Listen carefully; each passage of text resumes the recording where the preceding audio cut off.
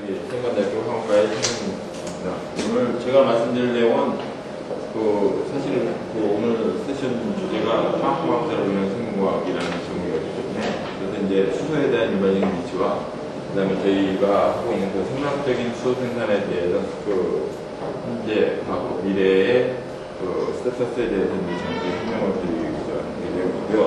사실 이제 저희가 2000년부터 제가 수소과제 수소라는 토픽에 대해서 관심을 갖게 되는데 이제 그때 정부에서 이제 수소 특히 생물학적 수소 분야에서 어떤 아이디어를 그때 찾고 있었습니다. 그래서 여기 여기 이 자리에 있으면 박태영 교수님하고 저하고 이제 에너지 기술 연구소 김민준 박사님 세 사람이 이제 그때 생물학적 수소 특히 이제 무분해를 이용한 수소 생산에 대한 다양한 방안에 대해서 기획을 한 적이 있습니다. 그래서 그 내용이 포함되어 있고요. 그래서 이 표지에 이렇게 그림을 준비했던 것은 이제 석탄, 이게 전통적으로 저희가 지금 현재 가장 많이 쓰고 있는 화석 연료가 되겠죠. 그래서 이런 것들은 이제 미래 이게 수소 자동차 버스입니다. 그래서 수소 자동차 쪽으로 이제 가는 데 있어서 저희가 관심 갖는 것은 이와 같은 깨끗한 자원, 그래서 물하고 여기 태양빛이 있고 그다음에 CO2가 있는 굉장히 풍부하고 깨끗한 양질의 자원을 활용해서 미래 에너지 수소 생산을 어떻게 할 수 있을 것인가 거기에 대해서 같이 생각을 해보자는 것이 제가 오늘 세미나의 주제가 되겠습니다. 그래서 왜 수소 생산이 필요한가 거기에 대해서 이제 잠시 말씀을 드리면 아시다시피 지구상의 에너지 수요는 날로 증가를 하고 있고요. 여러 가지 환경적인 문제 때문에 이제 새로운 대체, 충전 에너지가 필요하다는 인식을 모두 같이 하고 있습니다. 그래서 공장 북쪽에서 나오는 호수연료의 연소로 인한 대기 환경의 오염 때문에 미래에는 모두 마스크를 쓰고 살아야 될 상황이 될지도 모르겠습니다. 그래서 특히 이 화석연료의 연소로 인해서 대기 중에 영향을 미치는 현상적으로 나타나는 요인들이 이제 세 가지가 대표적인 것이 되겠습니다. 그래서 산성비가 있겠고요. 그 다음에 오존층 파괴, 그 다음에 잘 아시는 온실가스인데요. 그래서 특히 이제 두 가지 말씀드리면 이 산성비는 실질적으로 이제 자동차나 공장 북쪽에서 나오는 여러 가지 내양들 그런 것들이 이제 직접적인 인간에게 데미지 주는 영역은 2에서 2km 정도에 한답니다. 그렇지만 이것이 이제 대기 중에 올라가고 포토케미컬 리액션 같은 것들을 통해서 산성비가 떨어졌을 때는 그 영향력이 100km 이상입니다. 그래서 어떤 보고에 의하면 중국에서 생산되는 애쉬가 미국 동부 지역에서 발견될 정도로 이게 범지구적인 그런 문제다라는 것이 문제가 되었습니다. 그리고 오존가스는 지구의 서페이스 템퍼레처가 올라간다는 것이 문제죠. 그래서 온실가스 여러 가지 가스들, CO2라든가 낙스 이런 것들이 이제 완전히 화석 연료에서 생성되는 것들이죠. 그리고 특히 이제 CO2는 전체 온실가스 중에서 한 50% 정도의 영향력을 갖고 있는 가장 심각한 문제를 일으키는 그런 온실가스가 알려져 있습니다. 그래서 저희가 이제 새로운 대체 연료를 찾아야 되는데 거기에는 이제 몇 가지 기준들이 충족이 될 것으로 생각됩니다. 그래서 일단은 이제 이 에너지 형태가 직접 연소로 되는 퓨얼하고 트랜스포테이션 같은 것들이 이제 손쉽게 이루어져야 되는 형태가 되어야 되겠고 같은 비슷한 얘기가 되겠습니다만 에너지 형태가 예를 들어서 다른 형태, 다른 수요처를 만족시킬 수 있는 그런 에너지 형태로의 컨버전이 쉽게 이루어져야 된다. 또 하나는 이제 당연히 이용 효율이 높아야 된다는 문제고요. 그 다음에 마지막으로 굉장히 사용하는데 세이프해야 된다는 그런 요건들이 충족돼야 될 것으로 생각합니다. 그래서 제가 이것은 이제 에너지 시스템의 트랜지션을 저희가 역사적으로 산업혁명이 일어난 이후에 한번 살펴봤습니다. 그런데 몇 가지 패턴을 저희가 발견했습니다. 크게 두 가지를 말씀드리면 이제 옛날에는 우리가 나무라든가 건초더미 이런 것들을 이제 태워서 주로 에너지 자원을 얻었었죠. 그리고 그것이 이제 산업혁명 이후에 초기에 석탄이 개발이 되면서 특히 이제 운송수단으로서 철도가 굉장히 활성화되면서 이 고체 연료들이 이제 주를 이뤘던 시대가 이제 1800년대 후반부터 1900년대까지가 되겠습니다. 그러다가 이제 운송수단이 철도에서 자동차로 변하면서 이것이 이제 액체 연료인 석유로 대체가 됩니다. 그래서 석유의 사용량이 점점 증가하고요. 그 다음에 상대적으로 철도, 고체를 이루고 있는 에너지가 줄어드는 것으로 있었습니다. 그러다가 이것이 이제 1900년대 중반부터 개발된 천연가스, 주로 메테인이 주성분인 그런 가스 연료로 대체가 됩니다. 그래서 1999년도 상황을 보면은 이미 이제 석탄의 사용량보다 이 메테인의 사용량이 더 큰 것으로 있었습니다. 그래서 보시면은 이제 솔리드 형태의 에너지가 리퀴드 형태가 되고요. 그것이 이제 점점 그 가스 형태의 에너지가 이제 점점 상대적으로 그 사용이 빈도가 증가하는 것을 볼 수 있고요.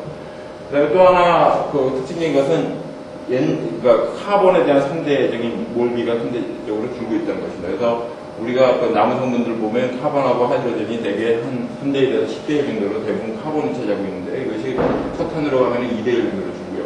그 다음에 이제 그 페트롤리움 오일, 가스를, 그러니까 오일을 보면은 한 1대 1이 없어집니다. 그리고 메탄이 되면은 여러분도 아시다시피 1대 4 정도로 상대적으로 하이드로젠의 그 몰비가 증가하는 것을 볼 수 있습니다. 그래서 이제 앞으로 보면 어떤 연료가 쓰일 것인가, 이렇게 패턴을 보면은 분명히 그 가스 상태의 연료가 굉장히 그 각광을 받을 에너지가 될 것이다라는 문제하고요. 그 다음에 그 상대적으로 카본이 덜 나오는 에너지, 다시 말해서 하이드로젠이 주성분의 에너지가 그 앞으로 연료, 비례 에너지를 차지할 것이다. 그래서 가장 거기에 부합한 연료가 바로 수소입니다. 그래서 카본은 거의 없고요. 그리고 물론 약간의 CO2가 그 불순물이 존재하겠지만 거의, 그리고 다음에 가스 상태에 굉장히 집적화된 에너지. 그래서 향후에 그 수소가 다른 에너지를 대체할 수 있을 것이다 이렇게 생각하고 있습니다. 그래서 수소가 갖는 특징을 잠깐 살펴보면은 일단 이제 그 가스 자체가 이제 색깔이 없고 무의무치합니다. 그 다음에 이제 그 이그니션 포인트. 그래서 점화 온도가 상대적으로 그 가솔린에 비해서 높기 때문에 그래서 쉽게 점화되지 않는 특성을 갖고 있고요. 그 다음에 이제 그 웨이가스, 그러니까 굉장히 가벼운 가스적인 특징을 갖고 있고요. 그 다음에 보이링 템퍼레처가 굉장히 높고요. 굉장히 낮고요. 그 다음에 이제 그 컨버스턴 템퍼레처가 굉장히 높습니다. 연령이 굉장히 많다는 특징이 있고요. 탈 때 프레임이 나오지 않는다. 마지막으로 그 카본 다이옥사이드나 설파 옥사이드와 같은 그런 지금 현재 문제가 되고 있는 오염원들이 배출되지 않는 크림 가스다라는 특징을 가지고 있습니다.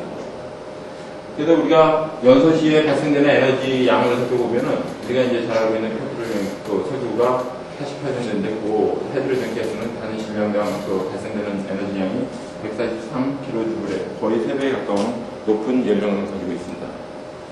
우리가 이제 그 수소를 생산하는 데 있어서 제일 문제를 삼는 것이 이제 수소가 굉장히 위험하다라는 특징을 갖고 있는 그런 식의 인식을 갖고 있는데 실제로 이제 미국에서 두 가지의 그 자동차를 가지고 이건 수소 자동차고요. 오른쪽은 이제 가솔린 자동차입니다. 그래서 거기에 엔진의 일부러 릭을 만들고 그다음에 물론 그 비슷한 정도의 그 연료를 채운 다음에 그다음에 그것을 한번 불을 한번 땡겨봤습니다. 그랬더니 왼쪽에 이제 수소 같은 경우는 이제 초반에 강력한 그런 폭발이 있었고요. 그러니까 그 누수가 있고요. 그다음에 밑에 가솔린 같은 경우는 리퀴드로 되어 있기 때문에 이 엔진 근처에서 빨리 연료가 들어가지 못하는 특징이 있습니다. 그래서 3초가 지나는, 1분이 지나는, 1분 30초가 지나는. 그래서 실질적으로 그 가솔린 부분, 수소 같은 경우에는 그 공기보다 확산 속도가 굉장히 빠르고 공기보다 가볍기 때문에 그러니까 그 확산 속도가 빠르고 거기에 금방 연료가 그 밖으로 그 확산이 돼서 오히려 그 불꽃에 의한 그 위험성은 적은 것으로 보여지고요. 가솔린 같은 경우에는 이제 리퀴드 형태의 에너지이기 때문에 오히려 그 차량에 대한 데미지는 훨씬 더 큰 것으로 봐서 상대적으로 수소가 생각보다는 그렇게 위험하지 않다는 것을 이렇게 보여주고 있습니다.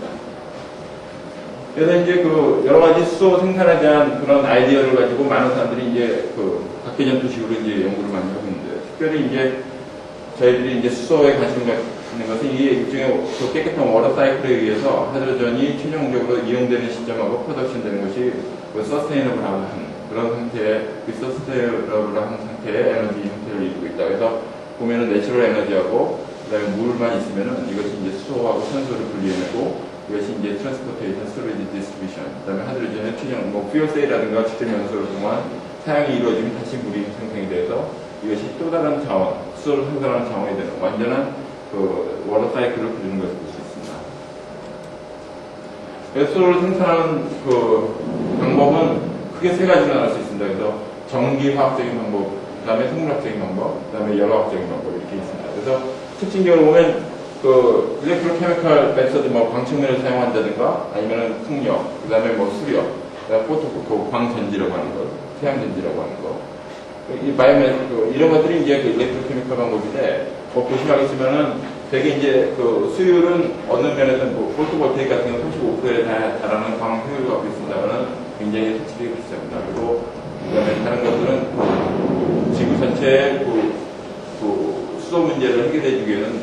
발생되는 그 양이 작고요. 그 다음에 이제 바이올로지컬한 시스템은 이제 여러 가지 그 장점이 있습니다. 그래서 에너로빅 다이제스션, 포멘테이션, 메타볼릭 프로세싱, 이것은 이제 직접 물을 분해해가지고 수소하고 산소를 분리해내는 방법인데, 뭐 이것이 이제 가장 바람직한 방법이 되겠습니다만은 당연히 이제 수율이 낮다는 게 큰 문제고요. 다른 이제 리포밍 시프트, 나중에서 이제 여러 가지 그 오가닉 웨이스트 이런 것들을 활용을 해서 이제 나타내는 문제점들은 이제 수율은 높은데 아까와 비슷하게 여러 가지 그 원천적인 그 에너지 원을 확보하는 것이 쉽지 않다는 문제점이 있고요. 그 다음에 이제 서머케미컬한 방법은 지금 현재 이 세 가지 방법 중에서 가장 그 경쟁력이 있다고 생각되는 방법입니다. 그래서 우리가 단시간 내에 수소를 가장 값싸게 만드는 방법은 역시 체력가스를 이용한 리포밍 방법. 거기 통해서 이제 수소하고 CO2를 생산하는 방법이 단시간 내에 가장 그 다음에 또 하나는 이제 그 고열을 이용해서 그 물분해를 하는 방법. 이런 방법들이 이제 현재 저희들이 연구를 하고 있는 방법이 되겠습니다. 그래서 사실은 이제 제조 방법을 잠깐 말씀드렸는데 이제 아직은 수소는 풀지 못한 숙제들이 많습니다. 그러니까 수소가 예를 들어서 한 곳에 모여있을 경우에 거기에 이제 사고가 났을 경우에 거기에 따른 그 위험성은 저희가 지금 현재 뭐 주유소에 폭발하는 정도가 아니라 굉장히 심각하기 때문에 어떻게 저장할 것인가. 그래서 뭐 고압가스 저장, 액체 저장, 특유의 뭐 화학적인 저장 또는 탄소 나노튜브를 이용한 그런 물리학적인 방법을 통한 저장 방법 이런 것들이 이제 다양하게 연구되고 있고, 응용기술은 이제 퓨얼셀을 중심으로 해가지고 여러 가지 그 전기를 발생시키는 방법, 그다음에 자동차의 수소 자동차와 같이 직접 버닝을 통해서 활용하는 방법 이런 것들이 이제 다양하게 연구되고 있는데 아까 그래프에서 잠깐 보여드렸습니다만 기존의 화석연료들은 대개 에너지들이 이제 모여있죠. 컨센트레이트된 에너지 소스로 해서 이제 우리들이 이용을 하는데 사실은 수소는 다양한 방법을 이용해서 다양한 소스로부터 연구를 지금 현재 진행하고 있습니다. 그래서 어떤 방법들이 더 효과적인 방법이 될지 그런 것들은 지금 현재 추정하기 힘든 상황입니다. 이것은 이제 독일에 지금 현재 운영되고 있는 수소 가스 스테이션이 되겠습니다. 그래서 수소를 인젝션하는 모양이고요. 그 다음에 이제 다양한 파일럿 플랜트급에 이게 250kW 정도 되는 스케일인데요. 이것도 200kW 정도 되고요. 이거는 이제 추운 지방에 이제 백업 파워 연료 원으로 제시 이제 편하게 쓰고 있는 방법이고요. 그래서 지금 현재는 이 백업 파워 용도로 뭐 병원이나 관공서, 그 다음에 공항 이런 곳에서 시범적으로 프로토타입으로 지금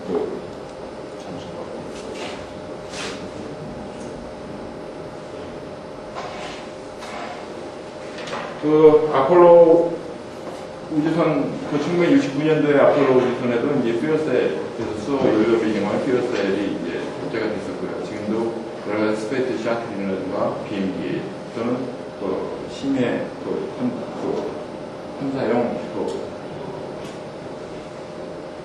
잠수함 같은 데다가 퓨얼셀을 운영하고 있습니다. 그러면 이제 여러 가지 수소 생산 방법 형태가 있다는 것을 말씀드렸는데, 일단은 바이올로지컬 하드로전 프로덕션에 현재 장점이 되는 것은 다른 어떤 에너지보다 에너지 리퀘어먼트가 작다는 것입니다. 그래서 저희들이 이제 추구하고자 하는 것은 가장 에너지가 낮지만은, 에너지 데스트가 낮지만은 풍부한 에너지원, 다시 말해서 솔라 에너지를 제일 효과적으로 활용하는 시스템이고요. 그 다음에 이제 하드로전 프로덕션에 이게 특징이 되겠습니다만, 세컨더리 폴리전, 뭐 사프라든가 낙스, CO2 발생이 없다는 그런 특징이 있고요. 상대적으로 작다는 특징이 있고, 프로덕션 프로세스 중에서. 그 다음에 이제 굉장히 풍부한 내추럴 리소스를 이용할 수 있다. 그래서 미세조류를 통한 물을 분해를 하는 경우에는 솔라 에너지, 그 다음에 물, 그 다음에 CO2 정도의 에너지 원이면 충분히 수소 생산이 가능하고요. 물론 이 수율이 나중에 관점이 있습니다. 그 다음에 이제 문제는 이제 이것의 컨버전 이피션시가 굉장히 낮아서 그래서 충분한 경제성이 있는 수소를 생산하기에는 아직 여러 가지 우리가 해결해야 될 숙제가 있다. 그것이 이제 문제가 되겠습니다.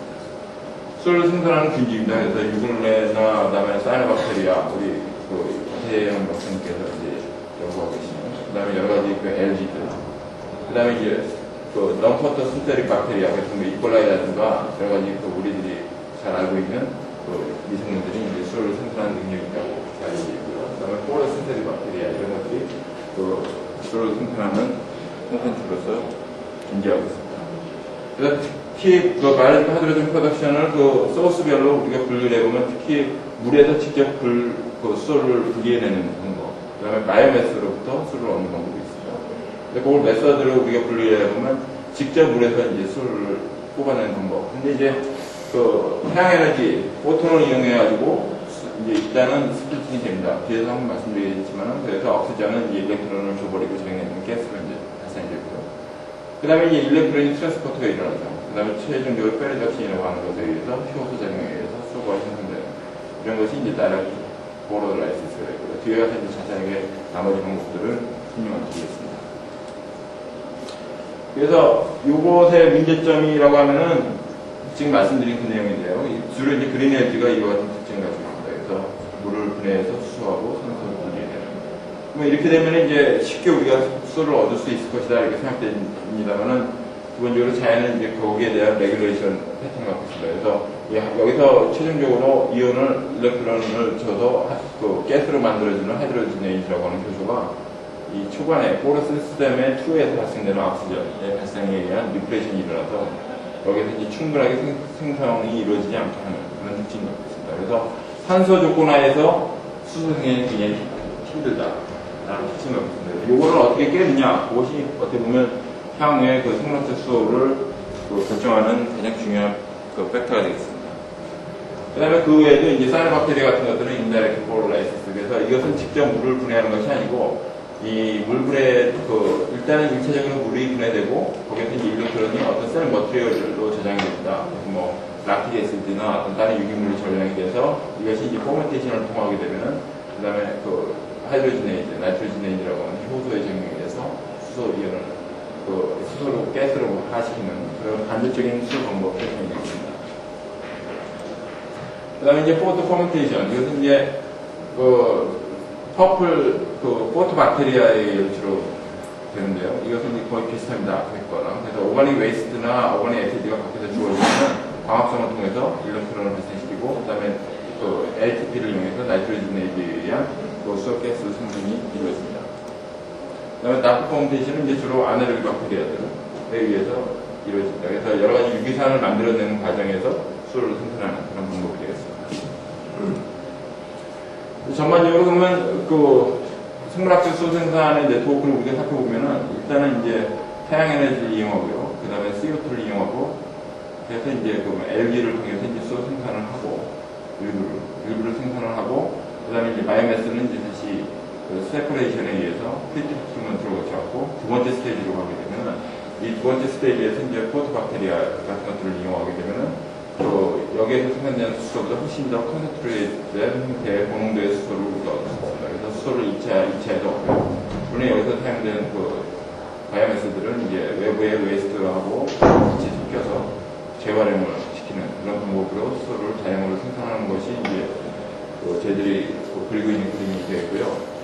그 다음에 이용은 이제 다양한 형태의 이용, 자동차라든가 퓨어셀 등의 활용이 될 수 있는 굉장히 깨끗한 충전 에너지가 되겠습니다. 그래서 이제 우리가 광합성 반응이 거의 핵심에 있다는 것을 알 수 있습니다. 그래서 포토바이오리테를 이제 잠깐 소개를 시켜드리려고 하는데요. 왜냐면 이것이 이제 화학공학적인 관점에서 굉장히 해결해야 될 여러 가지 문제점들이 있기 때문에.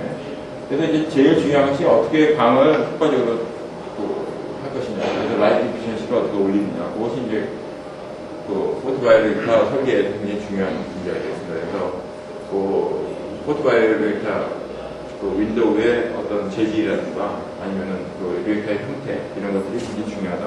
그 다음에 이제 당연히 리액터라면 이제 호모지니어스한 믹스링을 효과적으로 시키는 것이 굉장히 중요하다. 그래서 일반적인 생물학적인 리액터라든가 아니면은 화학공학에서 쓰이는 리액터의 형태보다 하나 더 고려해야 될 것이 이제 빛을 어떻게 효과적으로 추혈을 할 것인가, 그것을 우리가 살펴봐야 되겠습니다. 그래서 이거는 이제 라이트필에서 보통 사용하는 법을 남기게 되는 거고요. 이제 보통 인도에서 많이 쓰는 것이 이제 빛을 밖에서, 리액터 밖에서 쪼여질 것인가, 내부에서 쪼여질 것인가, 그런 것들. 그 다음에 형태가 어떤 것인가, 포먼트 형태인가, 아니면은 버블카는 형태인가, 플래트 케이스 형태인가, 또는 이제 이 광반응에서는 튜브 형태가 굉장히 효과한 것 같습니다. 왜냐면 광수가 여전히 높기 때문에. 그런 것들을 잠시 살펴보면은, 이것이 이제 실험실에서 보통 쓰는 일반 포먼트에서 이제 바깥에 형광등을 달아가지고 빛을 쬐어주는 형태입니다. 근데 광 추가열이 한계가 있기 때문에 그 내부에서의 광이 거의 전달되지 않기 때문에 고농도가 올라가면 한계가 있는 것이 있습니다. 보통 이제 저희들이 광이 투여, 그러니까 마이크로 LED를 키울 때 광이 투여되는 뭐 깊이 페네트레이션 데프트를 보통 한 5cm 정도 이상이 넘어가면은 광이 전달이 힘든 것으로 이렇게 알려져 있습니다. 이거는 이제 머블하는 형태고요. 그래서 보통 가장 파퓰러한 형태가 이 플랫 타입입니다. 그래서 이 밑에 머블을 올려주고 바깥에 이제 램프 아니면 태양광을 이용해가지고 빛이 쬐어줍니다. 이것은 이제 그 라이트 페니트레이션 데프트가 굉장히 작기 때문에 광 추가율은 굉장히 좋은데 이 형태와 쪽으로 가서 홈버딩에서 미싱이 굉장히 힘들다라는 단점이 있고, 이거는 독일에서 실질적으로 여러 가지 그 마이크로 LED를 이용한 우리가 크로엘라라든가 DHA 이런 것들을 생산하는 데 이용되는 시스템입니다. 그래서 계속 순환을 시켜주고, 리퀴드를 계속 순환시켜줘가지고, 그래서 믹싱 효과하고 광추가율을 높인 형태의 믹스된 형태이고요. 이게 아까 말씀드린 튜브 타입, 튜브를 돌려 말아서, 이런 경우에는 이제 라이트를 쬐어지는 경우에 쉐이딩 현상 때문에, 그래서 일부 비효율적인 광수가가 이루어지는 것을 방지하기 위해서 이제 이런 콘 타입, 그래가지고 위에 넓은 형태의 면적을 확보하고 아래에는 이제 굉장히 표면적이 줄어들면서 이와 같은 형태의 리액터를 보완해서 현재 이것도 파일럿을 운전되고 있는 시점이고요. 그래도 광 추가율이 굉장히 한계가 있기 때문에 이제 좀 돈이 들더라도 이 내부에 램프를 집어넣고 그 다음에 빛을 쬐어주는 인도어 타입 일루미네이션이 또 있는데, 여기서는 문제가 되는 게 이제 이 램프에 의한 열 발생 이런 것들 때문에 온도 조절이 힘들다는 단점이 있고요. 그 다음에 좀 더 비싼 걸로는 이제 파이버, 포토 파이버를 이용해서, 포토 파이버를 집어넣어서 거기에서 이제 외부의 태양광을 커넥팅해서 내부로 전달시켜주는 그런 방법이 사용되겠습니다만 장치비가 굉장히 비싸죠. 이거는 얼마 전에 제가 키스트에 있을 때 했던 건데, 이제 또 하나 문제가 이 벽면에 마이크로 LED가 굉장히 끼게 됩니다. 그런 것들을 어떻게 효과적으로 제거해주면서 리액터를 오퍼레이션할 것인가, 구슬을 이용해서 법을 올려주면서 구슬이 마찰에 의해서 벽면을 자동적으로 깨끗하게 클리닝 시켜주는 그런 방법의 리액터 형태가 되고요. 그 다음에 이제 아웃도어가 되겠는데, 아웃도어는 이제 일반적으로 우리가 롬의 바닥을 만들듯이 그렇게 채워놓고서 군데군데 버블링 시켜주고 하는 방법이 이제 가장 값싼 방법이 되겠습니다. 이건 오픈 펀드에서 하는 건데, 이거는 이제 문제가 외부하고 차단이 안 되어 있기 때문에 오염 문제로 인한 그런 장기적인 오퍼레이션이 힘들다. 그 다음에 이거는 이제 트래커를 달아가지고 라이트의 위치에 따라서 저희가 이제 들어가는 형태의 아웃도어 리액터가 되고요. 그 다음에 튜블러 타입, 이 경우에는 이제 장치가 굉장히 비싸겠죠. 근데 외부하고의 차단이 가능하기 때문에 넓은 문제가 해결이 되겠죠. 그래서 이제 오늘 말씀드리려고 하는 것은 저희 가장 수소 생산성이 좋은 마이크로 LED로 알려져 있는 피라미드 모너스 라인하이트라고 하는 그런 분류를 이용해서 조금 많은 수소 생산을 할 수 있는 방안 두 가지를 제 시험에서 한 결과를 위주로 해서 소개시켜드리려고 합니다. 그래서 이 앞에 있는 내용은 CO2 수소의 장단점하고 특히 말씀드린 것은 미세재료 같은 경우에는 이제 수소뿐만 아니라 다른 의약품이라든가 식품 사료 이런 것들을 발표가 많이 되기 때문에, 그래서 경제성을 좀 더 제고할 수 있다는 장점도 갖고 있고, 아까 말씀드린 것처럼 이게 직접적인 물의 분해에 의한 것이 이제 기본적인 생산의 주 전략이기 때문에, 그래서 단적인 방법에 비해서 아까와 같은 그런 레프레션 이니비션이 크지 않다면은 그러면 굉장히 효과적인 수소 생산 방법을 보지 않을까 그렇게 알려지고 있습니다. 그래서 말씀드린 바와 같이 산소가 존재했을 경우에 수소가 얼마나 서프레션 되느냐, 그래서 이걸 어떻게 차단하느냐, 그것이 저희들이 가장 관심을 갖고 있는 그런 부분이 되겠습니다. 그래서 크게 두 가지로 나눠서 우리가 생각해 볼 수 있습니다. 그래서 산소의 발생을 프로세스로 차단하는 방법이 있고요. 또 하나는 이제 이 산소에 예민한 효소, 다시 말해서 수소 이온이 이제 수소 가스로 되는데 관여하는 하이드로지네이드라고 하는 효소를 옥시전 센서티비티를 어떻게 줄여주느냐, 두 가지 관점에서 연구가 좀 진행되고 있고요. 저희는 이제 프로세스 면에서 한번 생각을 해보고 있습니다. 그래서 보면은 이제 이것이 이제 G스킴이라고 해가지고 보통 이제 광합성, 클로로필에서 일어나는 광합성 반응입니다. 그래서 그 물이 이제 들어가게 되면은 일단 그 포톤에 의해서 이제 스플리팅이 일어납니다. 옥시전은 금방 일렉트론을 내놓고 옥시전 가스가 되고요. 그 다음에 수소 이온은 이제 이 일렉트론이 곧바로 수소 이온으로 되면은 이제 수소 문제가 아무런 문제가 없습니다. 근데 이것이 이제 수소 이온 쪽으로 가지 않고 수소는 빨리 그 클로로필 밖으로 배출이 되고요. 그 다음에 이것이 이제 복잡한 일렉트론 트랜스포트 체인으로 지나갑니다. 그래서 크게 두 가지 나올 수 있는데 포러시스 2하고 포러시스 1은 되겠습니다. 그래서 여러 가지 일렉트론 캐리어에 의해서 이제 일렉트론이 전달이 되고 포러 시스템 1에서 다시 한번 액티베이션이 돼서 최종적으로 페리덕신이라고 하는 그런 일렉트론 캐리어에 이제 도달을 합니다.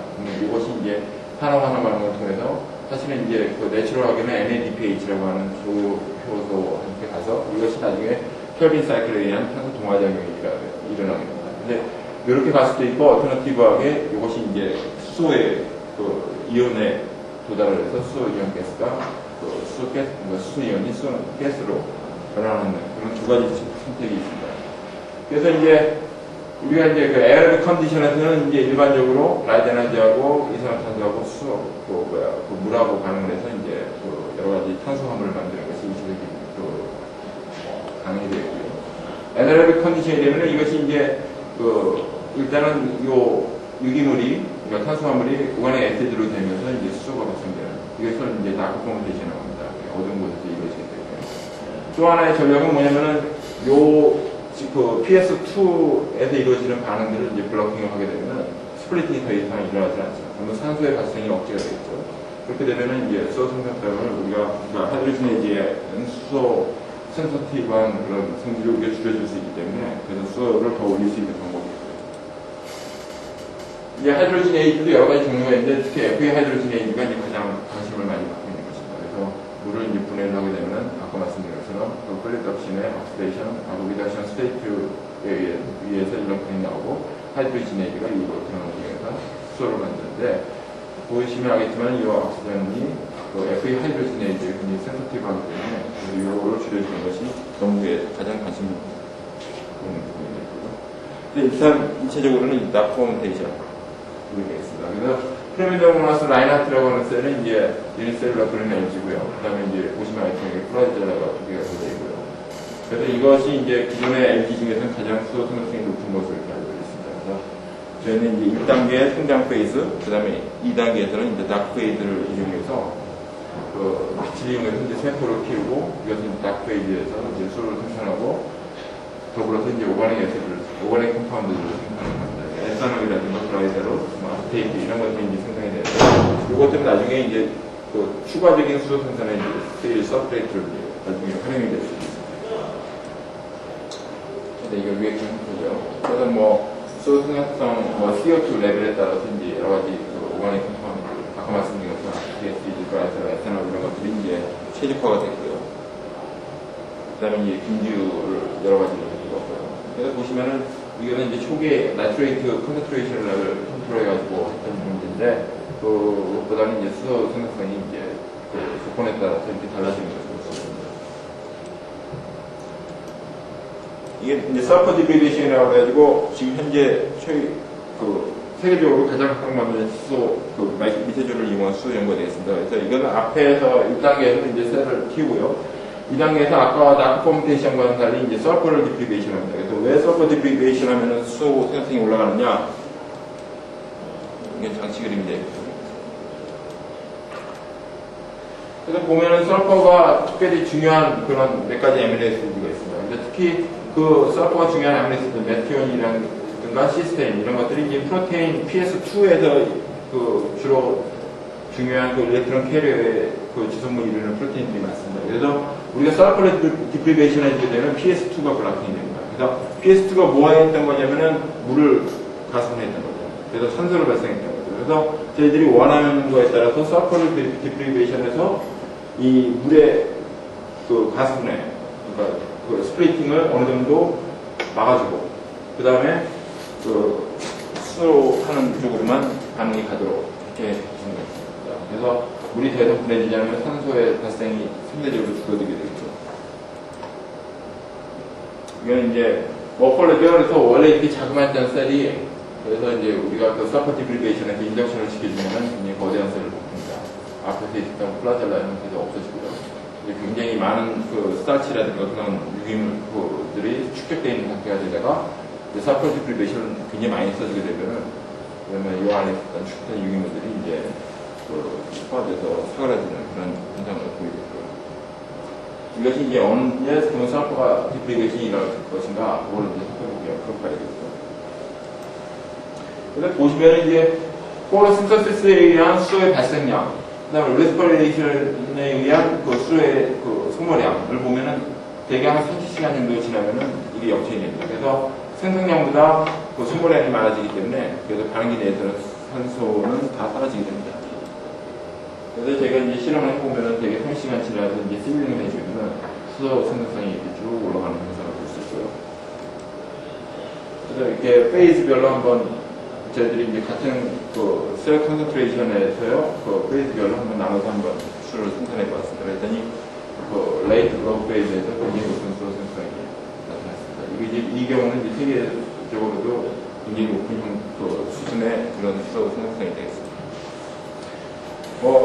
잠깐 짤막하게 말씀을 드렸는데, 그래서 이제 하이드로전의 미래가 어떻게 될 것인가 이렇게 정리해 보면은, 제 생각에는 이제, 제 생각이 아니라 많은 사람들이 그렇게 생각하고 있는 것은 천연가스를 이용한 수소 생산, 기존의 내추럴 에너지를 활용한 수소 생산이 단기적으로는 가장 경쟁력이 있다고 이렇게 알려져 있고요. 그 다음에 이제 장기적으로는 이런 나이프와 스프레이팅과 같은 문제, 그래서 CO2 발생을 억제하면서 기존의 그 내추럴 에너지에서 풍부한 천연자원들을 충분히 활용한 그런 그 에너지 생산 형태가 그 미래의 수소를 책임질 것이다 이렇게 생각할 수 있습니다.